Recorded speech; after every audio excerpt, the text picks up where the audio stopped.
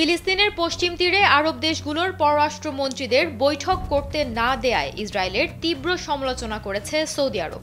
দেশটির পররাষ্ট্রমন্ত্রী প্রিন্স ফয়সাল বিন ফারহান ইসরায়েলকে উগ্রবাদী রাষ্ট্র আখ্যা দিয়ে তিনি বলেন, মধ্যপ্রাচ্যে শান্তি প্রতিষ্ঠায় তাদের কোনো আগ্রহ নেই। এই ঘটনা ইসরায়েল সৌদি সম্পর্ককে নতুন করে জটিলতার মুখে ফেলল, যা আঞ্চলিক স্থিতিশীলতার জন্য একটি বড় উদ্বেগের কারণ। এ খবর জানিয়েছে বার্তা সংস্থা রয়টার্স। সৌদি পররাষ্ট্রমন্ত্রী আরও বলেন, ইসরায়েল তাদের উগ্র আচরণের মাধ্যমে আবারও প্রমাণ করেছে তারা সংকট সমাধানে আগ্রহী নয়, বরং বাধা সৃষ্টি করতে চায়। পশ্চিম তীরে বৈঠক ঠেকিয়ে তারা দেখিয়েছে তারা শান্তি নয়, দমন নীতিতেই বিশ্বাস করে। মূলত গেল রোববার ফিলিস্তিনের প্রেসিডেন্ট মাহমুদ আব্বাসের সঙ্গে পশ্চিম তীরের রামাল্লায় একটি বৈঠক অনুষ্ঠিত হওয়ার কথা ছিল। ঐতিহাসিক এই বৈঠকে সৌদি আরব, সংযুক্ত আরব আমিরাত, কাতার, তুরস্ক, মিশর এবং জর্ডানের পররাষ্ট্রমন্ত্রীদের যোগ দেওয়ারও কথা ছিল।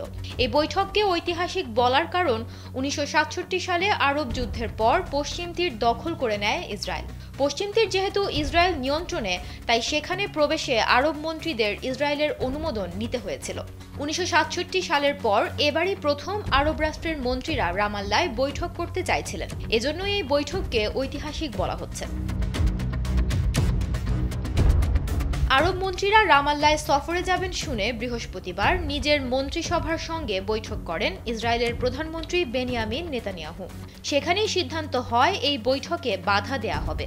এ বিষয়ে ইসরায়েলের এক কর্মকর্তা বলেছেন, ফিলিস্তিনের প্রেসিডেন্ট মাহমুদ আব্বাস বৈঠকটি স্বাধীন ফিলিস্তিন রাষ্ট্র গঠনের কাজে ব্যবহার করবেন, যা ইসরায়েলের নিরাপত্তার জন্য হুমকি।